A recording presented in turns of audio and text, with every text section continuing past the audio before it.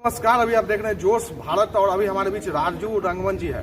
सबसे पहले आपका बहुत बहुत स्वागत है जोश भारत। बहुत बहुत धन्यवाद। जोश भारत के सभी दर्शकों का स्वागत करते हैं। कितने भाषा में आप गा चुके हैं और कौन कौन सी भाषा है आपका जिसमें आप गीत गा रहे हैं और आगे भी गाएंगे?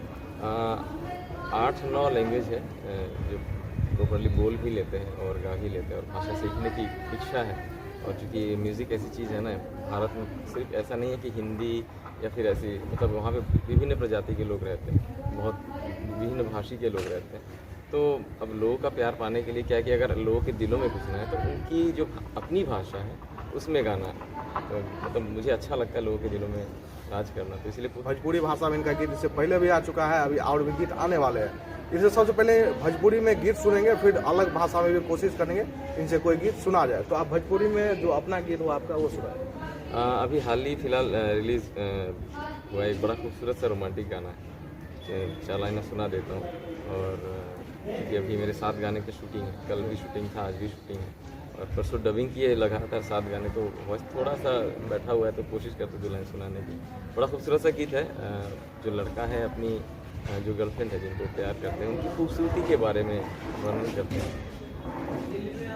हो आँखियाँ के गजरा बनके बदरा समाए, भोर के किरनिया ओठ में बआए, तो कितना कौरी हम बड़ाई अपना जान के, कितना कौरी हम बड़ाई अपना जान के, कहीं नजर न लागे हमरा चांद के, कहीं नजर न लागे हमरा चांद के। बहुत बढ़िया गीत इन्होंने सुनाया भोजपुरी में, जो अभी इनका गाना शूट भी चल रहा है और इनसे दूसरी भाषा में सुनने की कोशिश करेंगे। और कोई भाषा जिसमें आप सुनाना चाहते हैं? देखिए, हम असम में रहते हैं, बॉर्न एंड बॉट अप वहीं का है। मेरे फादर साहब भी वहीं के थे। मेरे दादाजी जब देश स्वाधीन हुआ था उसके पहले या शायद उसके जस्ट लगभग बाद ही वहाँ गए थे, तो तब से हम लोग वहीं हैं। तो अगर कहा जाए तो चूँकि ओरिजिनली यहीं से है, लेकिन वहाँ का जो है सब कुछ मेरे अंदर है। तो असमीज़ जो है बहुत ही खूबसूरत भाषा है और शायद असम की वजह से ही आज हम जो आपके सामने गा रहे हैं या फिर आप इंटरव्यू मेरा ले रहे हैं, तो ये शायद असम की ही देन है। और बड़ा ही खूबसूरत लैंग्वेज है, वहाँ के लोग बहुत अच्छे हैं और बहुत प्यार है लोगों में। तो बड़ा खूबसूरत सा मेरा एक गीत है। वहाँ का एक फेस्टिवल होता है बिहू, जैसे हमारे यहाँ दीपावली नवरात्रि हो गया ना, तो वहाँ के बड़ा खूबसूरत सा फेस्टिवल है बिहू, जो 7 दिनों का होता है, लेकिन उसको सेलिब्रेट लगभग 1-1.5 महीने तक लोग करते हैं।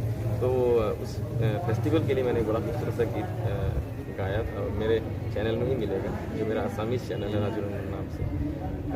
2 लाइन सुना देता हूँ। और आसाम की एक बहुत खूबसूरत बात ये है, लोग चाय की वजह से फेमस मानते हैं, लेकिन वहाँ का जो ताल होता है ना, जो हम लोग क्लिक देते हैं ना, इस ताल, ये पूरी दुनिया में सिंगल क्लिक होता है और सिर्फ आसाम का जो बिहू होता है ना, वो डबल क्लिक पे बजता है।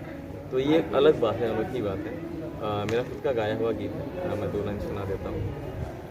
तुमक देखिले मटू लगी जाए, तुमक देखिले साई थकू लगी जाए, तुमक देखिले भल पाँव लगी जाए, भल पाँव लगी जाए।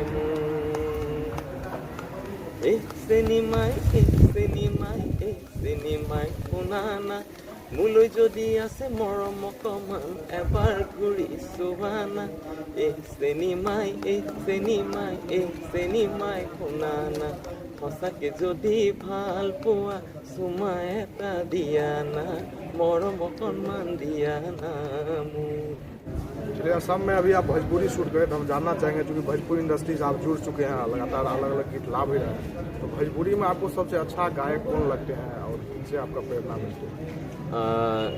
एकदम बिना संकोच बोलना चाहेंगे, उनकी गायकी और उनका जो काम करने का अंदाज़ है, पवन सिंह जी, उनके गाने मुझे बहुत अच्छे लगते हैं। और उनका काम करने का जो अंदाज़ है, वो पावर स्टार बोलते हैं। जब मैं नया भोजपुरी गाना चाह रहे थे, तो मतलब एक होता है ना, किनका सुने, तो सबों का सुना, लेकिन मुझे सबसे अच्छे जो प्यारे लगते हैं वो पवन सिंह, उनके गाने का अंदाज़ या फिर पावर स्टार हैं, वाकई बड़े एकदम दिल से कहता हूँ।